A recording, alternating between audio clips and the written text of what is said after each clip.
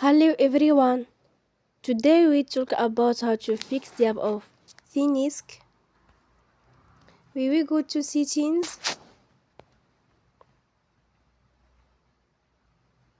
then we click on apps.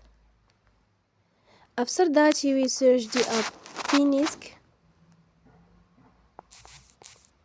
and you will click. Then you will on force stop. After that you will go to storage. Then we click on clear cache.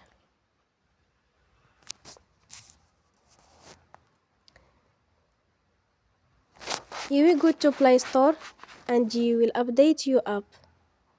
Don't forget to support us by like and subscribe. See you next time and thank you for watching.